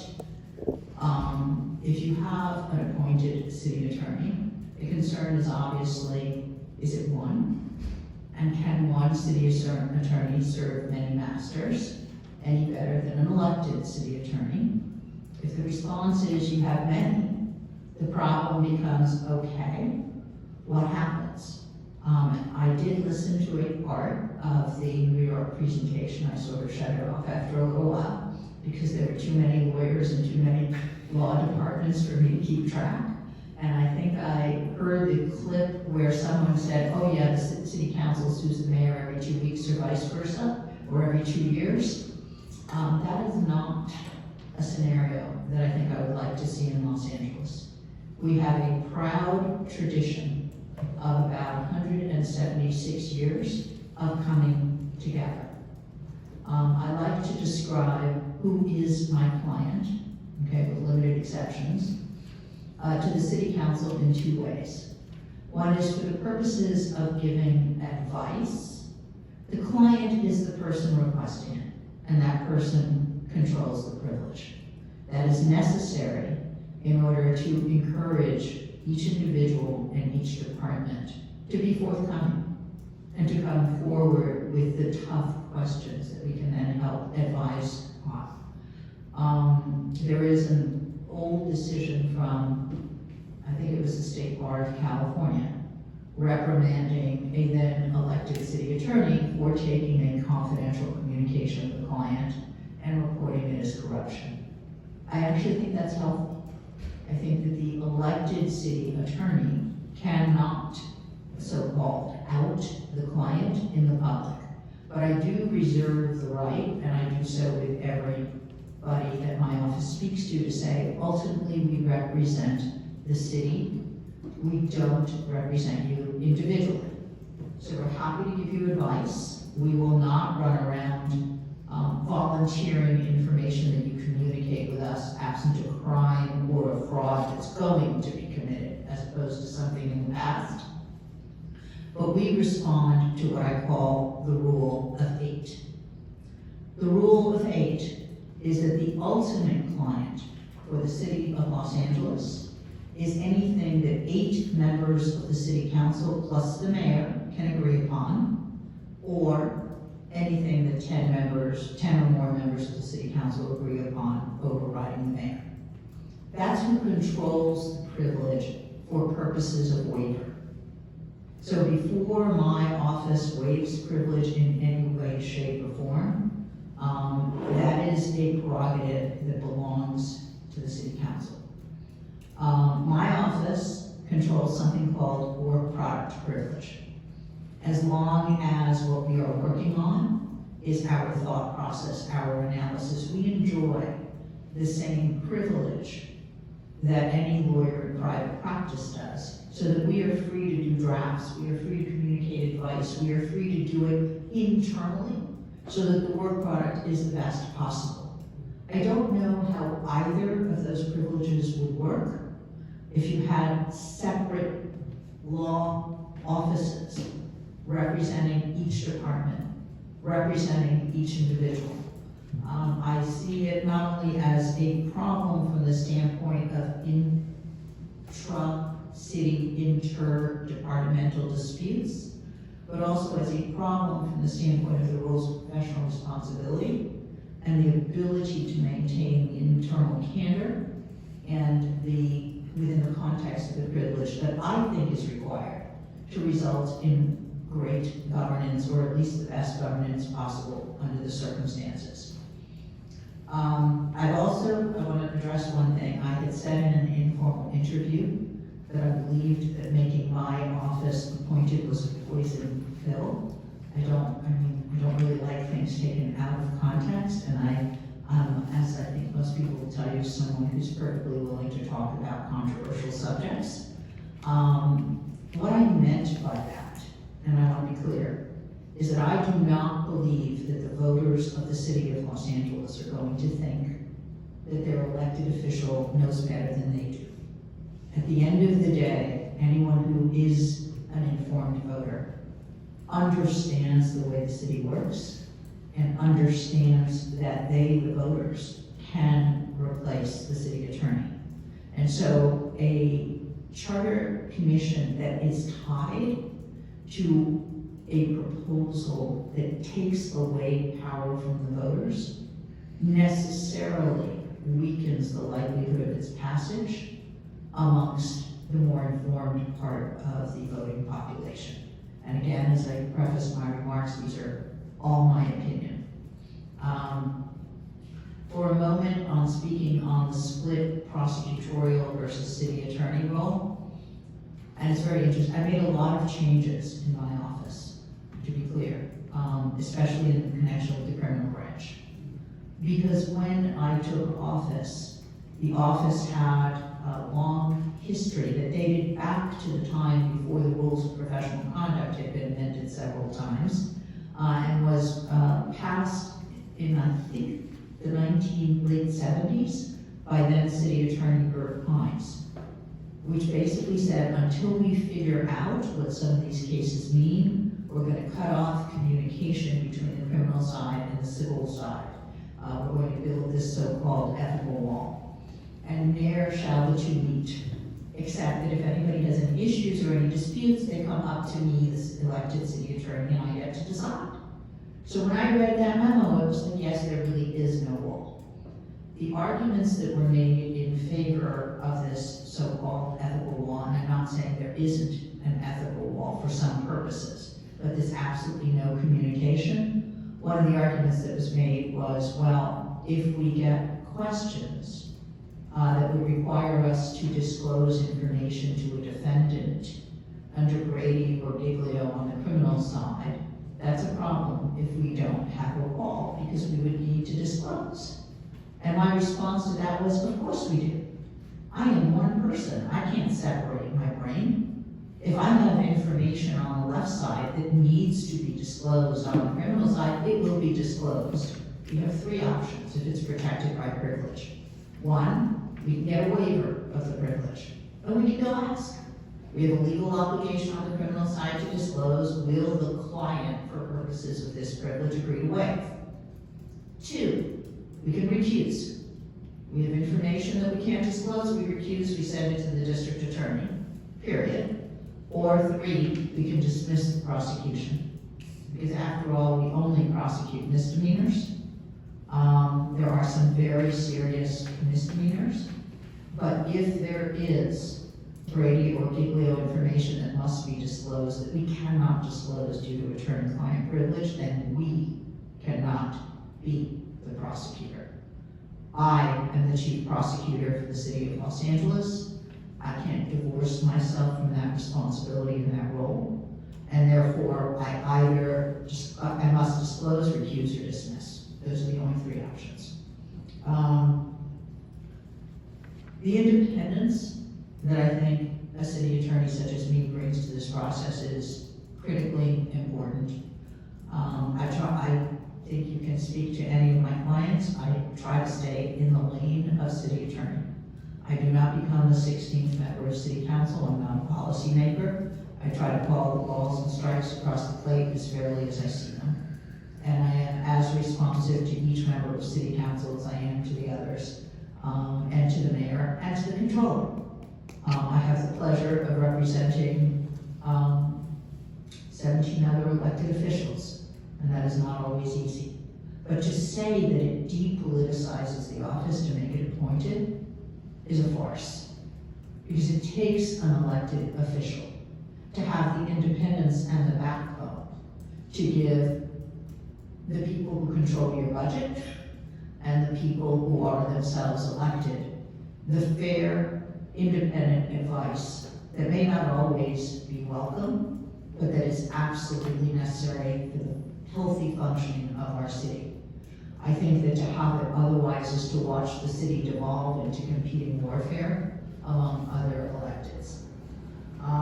I think I've addressed the direct accountability to the voters and the fact that we are one city. And as one city, we have to have one position to protect ourselves. Can you imagine how bad it would be if in connection with any given litigation, we had different departments or different parts of the city not working internally to come to a solution, but able to instruct their own, and I don't mean to use a pejorative term, but their own head lawyer, their own advocate, to go out into court. And in effect, what our city is doing under those circumstances is ceding the elected power, the legislative power, the executive power of a sovereign to a court, to an unelected, well, in Superior Court it would be elected, but in District Court it would not be, to an unelected or at least a single judge who would get to decide these difficult issues. Legislation is often described as sausage making. It is. It's a compromise. It's people coming together and trying to find common ground. Having one city attorney who can validate the ultimate piece of legislation for form and legality who can step in to make sure it's constitutional and doesn't violate federal, state, or local law without putting her thumb on the scale of what the result should be, I think is a critical part of how our city functions. So with that, I'm happy to take questions. Have I left time on the clock? Stratton, did you want to add? Thank you again for joining us.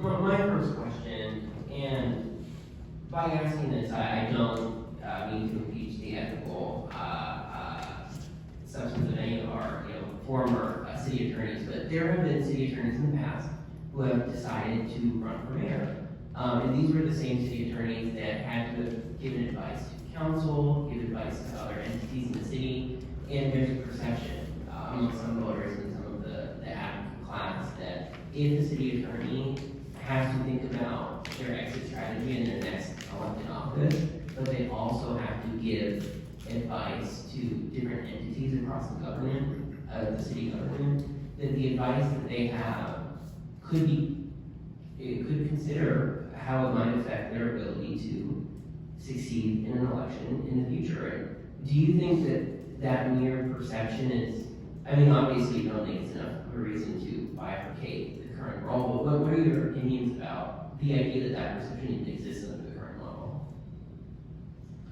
Let me start by disclaiming any personal interest in the outcome of this commission's decision. No, I'm serious. By the time this commission decides whether my office is appointed or elected, I will have been termed out even if I'm reelected. So I have no vested interest in this. Let me also disclaim any interest in running for any other office. I am currently 67 years old. If God willing I am reelected, I will be 72 by the time I'm done, and someone once told me, leave while you still can, not when somebody has to carry you out. I have no desire to be the mayor or to have any other elected position in local, county, or state government, or federal government. That's not what I do. Having said that, I acknowledge what you just said. But every elected office is the same. The district attorney is often charged with wanting to be the attorney general and making prosecutorial decisions for that reason. Our elected city council members often have their eye on the mayoral office or on a seat in Sacramento or in Congress. The fact that there are individuals who make a career out of politics does not necessarily politicize the office. Probably the single most important protection against that advice in my office is that I supervise an office of 1,000 dedicated, hardworking public servants. I take this opportunity to commend the people in my office for the good work that they do. I commend my office for having the best interests of the city as a whole at heart all of the time, because that's their employer. Their livelihoods, their loyalties, their relationships are to the municipal corporation that is the city of Los Angeles. Not to, and again, I tend to speak colorfully sometimes, not to the bobblehead who happens to hold the elected office. Some of us are better than others for some reasons or others, but at the end of the day, what gives my 1,000 employees the ability to operate independently and give the kind of advice that they do is the fact that my position is also elected. And being a citywide elected provides cover for the difficult advice that my lawyers and my other legal professionals sometimes have to give. Thank you. I appreciate it. It's not that question could go unaddressed in this hearing. But my second question has to do with the idea that it's the city attorney's job both to defend the city, in lawsuits, but also to prosecute on behalf of the people. And there are several agencies that, LAPD is one of the agencies that typically is on both sides of that coin, among others. Could you talk about the strategies that your office employs to prevent conflicts in that scenario? Sure. One of the examples that I was given why we needed the ethical wall was precisely that situation. That we might learn something in a situation where the LAPD or individual officers were our clients in a 1983 action, that we would need to disclose to the individual who was also a suspect in a misdemeanor. For me, that's an easy answer. As I told you, we had a waiver, I recuse or I dismiss. It's just not a difficult question. I represent all kinds of departments that have competing interests. And what I can tell you is that in the dialogue inside my own office, the only difference is, I said when you have 3 lawyers, you have at least 4 opinions. That conversation all takes place in my office. And when we speak with one voice. One of the things that I've tried to do is, before I took office in my last campaign, I pointed to the fact specifically that I had seen a sequel opinion from the court that took exactly the opposite position, a sequel position up here for planning and land use. I put a stop to that practice. We have practice groups, we collaborate, and we speak internally with one voice. So we vet things internally. It's not like each lawyer gets to go out and do what they want. They still occasionally do that. But let's just say it's much less than it was when I took office. And to be able to engage in the process, whether the issue is land use in Sequoia, or the Los Angeles Police Department, or the ratepayers' interest in the DWP, there's always going to be conflicts. And the one thing I can assure you, whether or not you trust me as an elected not to run for something else, I can assure you that my lawyers and my other legal professionals really are vested with the good faith and the expertise to resolve those issues internally and come up with the very best recommendation that we can. Not just for the interests of a specific department, but for the interests of the public, of the city as a whole, of the voters and the residents of the city of Los Angeles.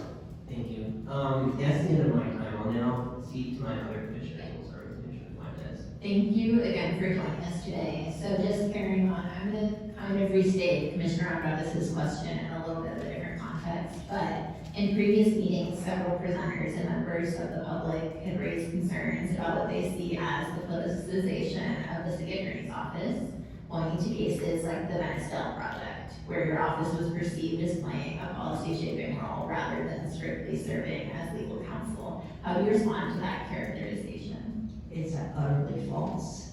And I'm trying to think of what I can say publicly, and I also have to be a little bit cautious because there are currently, I think, 5 litigation matters pending of that project, so the truth will come out, okay?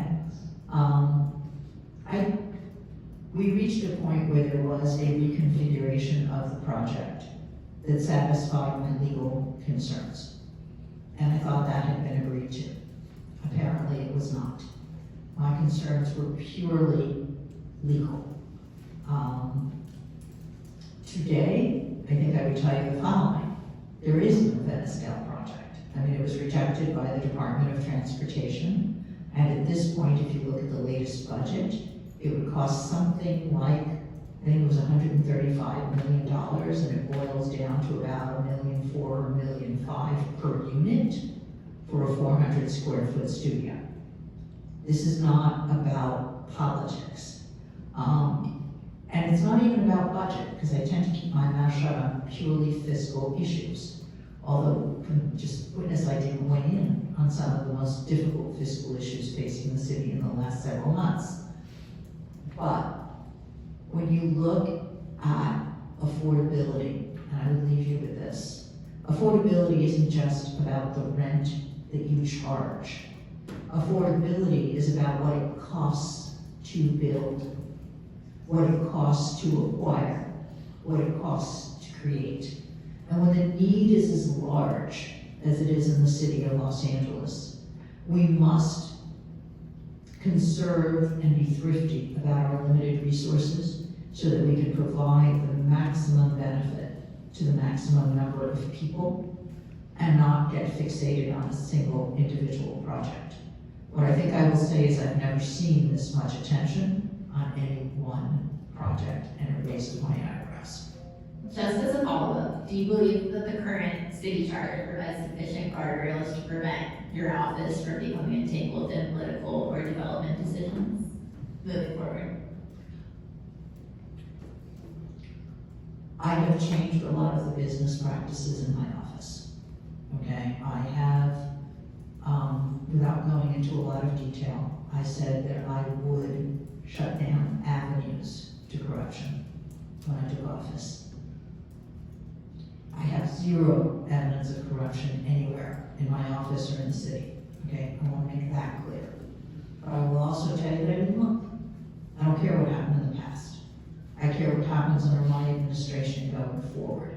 And so I have done simple things in implementing best business practices and financial practices to ensure that there are, I can never prevent someone from misbehaving badly, but at least the common sorts of practices that might be perceived or misperceived by the public as undue involvement or entanglement by my office or by other city officials in the land use process, by enforcing Section 1022 of the city charter with respect to labor contracts, by enforcing the competitive bidding procedures of the city and trying to make them simpler so that you don't always have to go out on a 28-page RFP and a 9-month process for scaling. I have tried to make the process much more transparent and favorable. Whenever there is a proposal to sole source an agreement to a given developer or nonprofit entity or anybody else, whether it's by sale or a 99-year lease or an exclusive negotiating agreement, my office has held the line on legality and making sure that it's put back out to bid so that any dedication of public resources and taxpayer dollars is transparent and visible.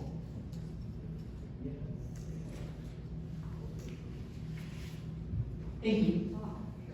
Oh, sorry, not to cut you off. Yes, sir. So I'm part of your question. Introduce yourself. A little closer to the microphone again. Sorry, I can't get any closer to the microphone. It is quiet. The word's quiet. So part of your question was whether the charter is protected enough against political corruption. I think the answer, and this was embedded in what you It said. was political or development decisions. Right. See, here's the thing. Most of the avenues for those problems are inherently political, and the city attorney's power is procedural and protection of the law. You really don't, the city attorney really doesn't have the levers to do that. And I think she's very careful, as most city attorneys are. They don't try to pull those levers. They're not theirs to pull. And that's part of the benefit of having an apolitical but elected city attorney. Thank you. We'll end today's questioning with Commissioner Rath. Yeah, thank you for being here. I feel like you started to answer a couple of my questions. I think mainly, I wanted to ask from a procedural standpoint if there's anywhere in the charter where you believe that there could be more clarification. I think that was one. And then secondly, there's a more general question of kind of referring back to your letter on direct accountability to the voters. Was wondering, in your role as the attorney, how do you and your role and your office stay engaged and kind of stay accountable to the different diverse groups that are in LA? Because I know you mentioned your clients. Stay accountable to what? The different diverse interest groups in LA as a city as a whole. I promise you I didn't plant that question, but thank you very much for the question.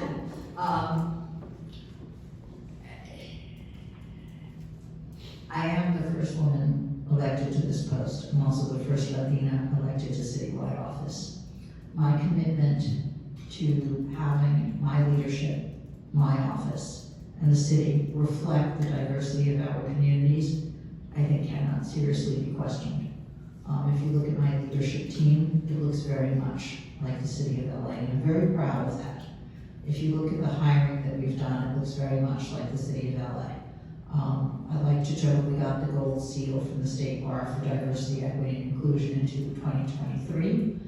San Francisco got the silver, San Diego got the bronze, and we got the gold. My chief equity officer received recognition and award from the International Municipal Lawyers Conference this year. I have formed a community law court. Okay, it is basically a successor to the then popular neighborhood prosecutor program. Again, I don't shy away from difficult topics. The neighborhood prosecutor program, as then constructed, did not work under the rules of professional responsibility as amended in 2018 and 2021. I don't want to get in the weeds and bore you, but I came to the conclusion that it did not work under the new rules that govern our standards. So what I did was I separated the functions. The prosecution aspect of it stayed in the criminal branch. My prosecutors need to be independent. The community serving aspect of it was moved out to the municipal branch, and I formed the community law court, which is in essence the successor to the neighborhood prosecutor program, only in the municipal branch. The community law court has resolved over 3,000 complaints in the first 18 months of existence. I also was the first city attorney to form a workers' rights division in my office, and that workers' rights division has 6 dedicated lawyers and some support staff. I was the first city attorney to hire a tenant activist to work exclusively on tenant issues in a city lawyer that is represented 70% by tenants. At the same time, I regularly meet with our business community and our small businesses to see what we can do to get some of the red tape and the difficulties of doing business in Los Angeles simplified for them. My office, specifically my executive suite, has Senior Citizens Day, Senior Centers Day all over the city. And we reach out to our elderly community to see what we can do to help them. If you go to just about any community event of any size, we will have at least a pop-up tent with information there. We not only drafted some of the Just Cause ordinance language in record time for City Council when they asked for it. We printed pamphlets in 6 languages, and we distributed those across the city, literally tens of thousands of pamphlets, with the assistance of a number of activist tenant organizations. I can keep going. We reach out. We have a city help desk.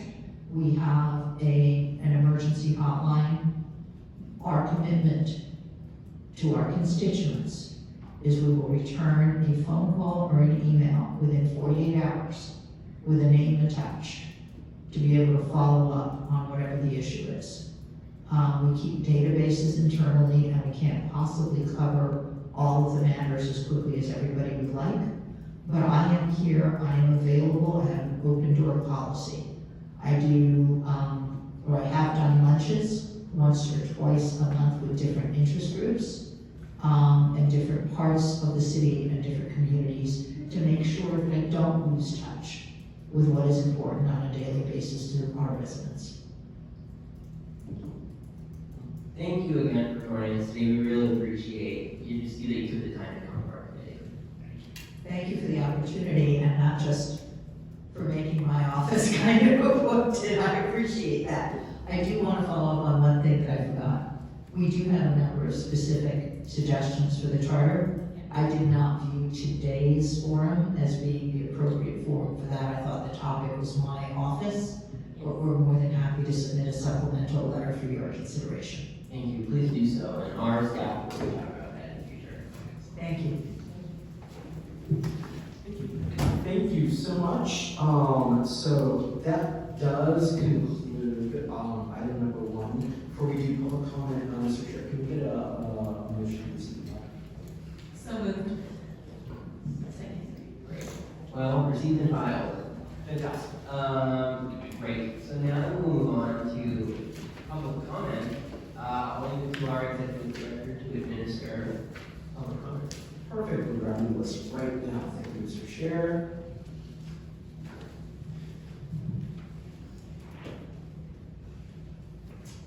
Thank you so much. All right, we have these 2 names signed up, so I'm just going to call you out both. Rob and Nicholas, come up. We have a short list, so up to 3 minutes. How much would you like? Whatever you What are the maxes? 3 minutes. Okay, hold on. I don't have my phone. Can you say no one in 30 seconds? Sure, there's 30 seconds left, and go. So on the topic of the city attorney, I did want to just kind of note one thing regarding the city attorney's letter.